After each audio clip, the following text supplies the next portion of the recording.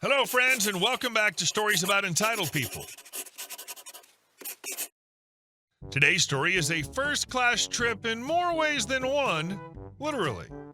But before we begin, best way to support our channel is to leave comments, like, and subscribe with the turned-on bell so you don't miss the new video every single day. Here we go.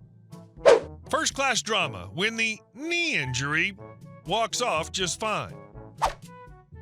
Well, folks, it's that time, me traveling to and from Costa Rica, getting treated to seeing crazy entitlement around flying. Flying used to be rare and fancy. Now it's just a flying bus. Oh boy, did I see lots of it, but this one kind of took the cake. The other day I had a 4-hour international flight to get home. I had already booked a business class seat. Larger seat equals more comfort instead of being squished together like sardines in main cabin. When I went to pre-board, the gate agent told me she'd move me farther forward. Okay, cool beans, thank you. They wheeled my disabled butt to the door of the plane, and I discovered I was now sitting in first class. Score! I love first class, but it's usually prohibitively expensive, so I rarely buy a first class ticket. The only other person pre-boarding in a wheelchair is sitting just in front of me in first class, and I just watched her make a huge production of getting aboard, crying, whining, and yelling. I sense she's a tad dramatic because she's only got an over-the-counter, not-so-supportive knee support on. No crutches or cane, nothing medical issue that you'd get with a serious knee injury or disease. Whatever, people are entitled to be as weird as they want to be. Once regular boarding started, I got to see my seatmate for the flight, a man with a magnificent quiff of chestnut hair and a man bun and a large beard. He was dressed in old shorts and an old stained tee. I watched folks looking like they bathed in hand sanitizer, giving him wide berth and a variety of not very friendly looks in the airport waiting room. I'd seen how they were treating him and thought I'd love to know his story, so lo and behold, he's sitting with me, just behind yelling knee lady. We settle in, and over wine, we start talking. He's a federal and military retiree, just like my husband, and he's traveling around the world, going places that strike his fancy with merely a backpack. We're having a good conversation with a bit of laughing thrown in, but we're speaking at regular conversational level, not loudly at all. We've only been airborne 30 minutes or so when knee lady starts yelling for the flight attendants to move myself and this gentleman because, her reasoning, we were dirty hippies who didn't belong in first class. He and I are looking at each other and laughing at that. We're both post-60. Yes, he's dressed very casually, but is clean and doesn't smell. I'm wearing an outfit of linen tunic printed in an étoile fabric, black pants, and Birkenstocks. This is an outfit that one of my kids teases me, makes me look like I'm on my way to teach yoga in Connecticut. Sort of alternative, sort of suburban upper-class lady. Thankfully, the flight attendant had a lot of common sense, telling knee lady that she's not moving us anywhere, but she'll ask us both to pipe down if that helps, knee lady. We both smiled at the attendant and that she didn't even have to ask. We'll be more quiet. Lunch followed by a nap. When we arrived in Costa Rica, I got to see a jetway Jesus experience as yelling knee lady was suddenly able to walk without much trouble once her suitcase arrived. I just had to laugh at that as the guys at the airport pushed me out to my car. I swear, I feel so sorry for everyone having to deal with folks like this. Some of the wealthiest, most famous people I've ever met dress really, really casually. For them, it's partially not to be ostentatious, and so as not to call attention to themselves. Never judge a book by its cover. And our second story. Cut costs, they said. Ended up spending more. A little bit of backstory. One of my jobs is to organize and send technicians to various locations to provide maintenance and support for the equipment that we run. We have a few hubs around the United States where technicians are based out of, but oftentimes they need to fly or drive to a location far enough away from the hub where they're entitled to travel and per diem.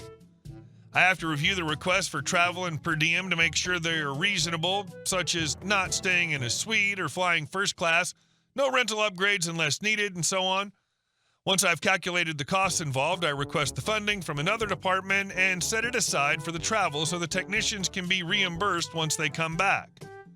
On this particular day, we had an emergency pop-up where we needed to send technicians quickly out to a remote location in the figurative middle of nowhere. On top of that, most of our technicians were already scheduled to be out on other jobs. The only hub that had people available was the one in Hawaii. So the guys go ahead and talk to our contracted travel agency to arrange their flights and provide us the info for how much all of this will cost. The guys already know the routine and really try to make sure we're not spending more than absolutely needed on the emergency maintenance. I double-check it all and know it's going to cost us a pretty penny to send guys last minute from Hawaii to podunk nowhere. All in all, with rentals, hotels, and so on, we're looking at around $35,000 for the trip. I go ahead and process the requests and request the money from the funding guys. Without them saying, okay, the trip doesn't happen. Here's the reply on which our bosses are CC'd. Paraphrased for brevity, but you get the idea that this guy is not happy we're spending so much, when usually a trip of this type costs around $5,000 with a non-emergency trip from a more local hub. I looked the requests over and saw several issues. First, are the technicians sharing hotel rooms? As per insert applicable company policy reference here, these personnel are to share rooms. Secondly, do we really need 3 rental cars? Why not get 1 compact and a minivan for transportation? Lastly, the other expenses are overinflated. I understand there will be fuel costs, and depending on the airport they fly into, there could be a bridge toll, but the amount requested is absurd. Please correct these issues and resubmit. Funds are limited, and we cannot afford frivolous spending. Okay, understood. We'll go back and reschedule flights and consolidate hotel rooms and vehicles. The process takes a few more hours while the guys talk to the travel agency and rebook the last-minute flights. Everyone knows that flight and hotel prices skyrocket as you get closer to the dates. We cancel the 3 compact vehicles for the people arriving at separate times at an international airport that's further away from the location. Closer regional airport is now out of available flights, and have them all wait at the airport for hours until everyone arrives, and reserve 2 large SUVs to carry people and several bags of luggage and tools. This results in higher vehicle/fuel costs.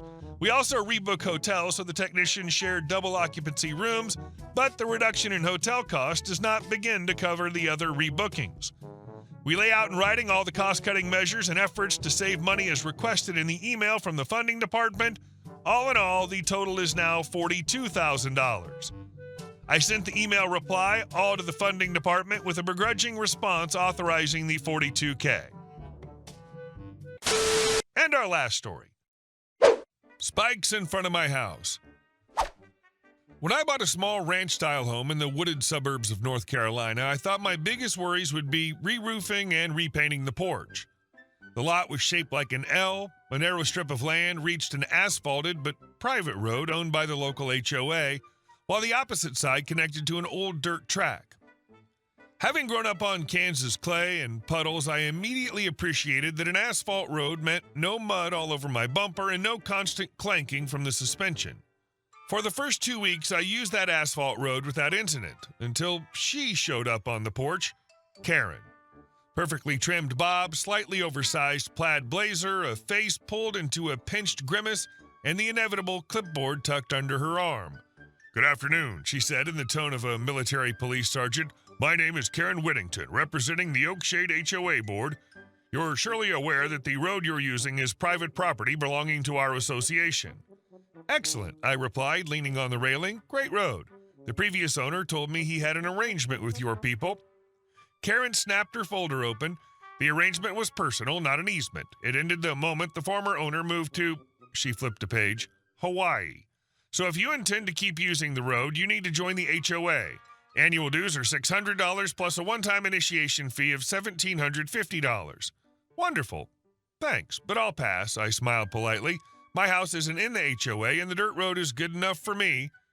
Karen's jaw clicked like the punchline of a bad joke, and she marched off, leaving a faint scent of cheap lavender and cheaper legal bullying.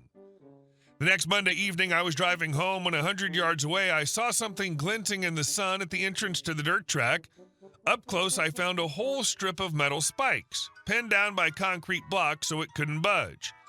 Half an hour later, I was knocking on Karen's door. She opened it, wearing the smile of a cat that had just swallowed a canary. "Oh, Mr. She glanced at her folder. "Golden? I was expecting you."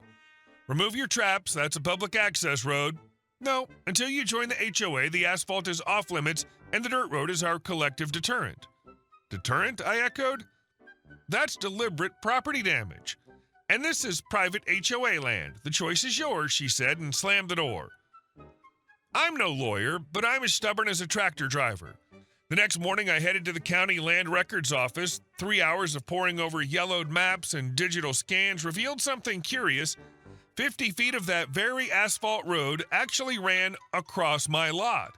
The previous owner had given the HOA verbal permission to straighten the route so there wouldn't be a sharp turn. No paperwork, no registered easement. In short, their road was partly more mine than theirs.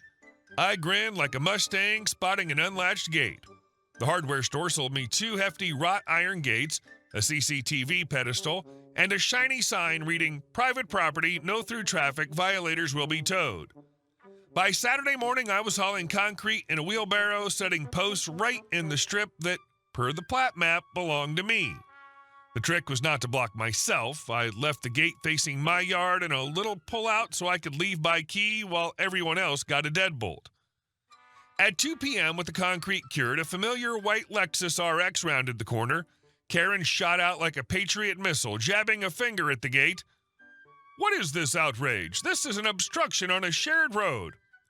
I held a copy of the plat and smiled. "As far as I can see, it's private property." I tapped the chain. "See this mark? My boundary. You asked me not to use your property, so I've ensured you can't use mine." "You have no right." Karen's face flushed crimson. "I have more rights than you have spikes, and the gate sits 100% inside my lot. Want a legal road? Build a detour." On Monday, I was summoned before the HOA board. 5 people in pine logo polos discussed me like a microbe on a slide. "All right, Mr. Golden," began Chairman Mr. Dubois. "You've created a safety hazard. Fire services need access.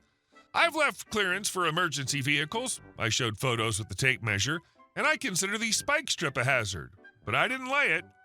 "We'll demand you remove the gate," croaked the treasurer. "Feel free. I laid my deed on the table. Or register an easement properly, sign a maintenance agreement, and take away those cursed spikes." Karen ground her teeth so hard I thought enamel dust might start raining. They chose a third path. Pride in concrete. All summer, the Oakshade HOA hunted for a contractor. Ultimately, the association drained $54,000 from its reserve fund to build a new stretch of road that swung around my land in a steep but principled loop. I watched from the porch, sipping lemonade as the tractors and bulldozers buzzed. One August evening, amid glowing cicadas, Bill, 2 houses down and the only pleasant neighbor, dropped by. "Look," he began, "you know our dues will go up now. Karen says the road costs have to be shared." "I'm sorry, Bill, but I warned everyone. If they pull the spikes, I'll give my neighbors a key for free. As long as the spikes stay, the matter's closed." "I'll try to talk them into it," Bill sighed and shook my hand. 2 weeks later, Karen snapped. She zoomed along the brand new loop, rolled up to my gate, and blink, the spikes were gone. Someone had removed them overnight. For the first time, Karen had no argument. The next day, a formal letter appeared in my mailbox. The HOA requested permission to open the gate for residents until an easement could be executed. Attached was an authorization to dispose of the spikes and a promise to reimburse the association's $54,000 from a personal fund for an unjustified decision, whose initiator was, of course, Karen. I replied briefly, agreed. Conditions, reimbursement for my gate, and perpetual free access for me. Documents notarized, the papers were signed that same week.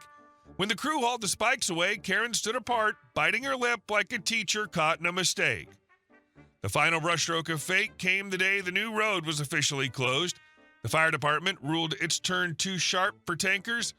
Dubois drove over to ask if they could use my gate temporarily in case of emergency. Naturally, I agreed, free of charge.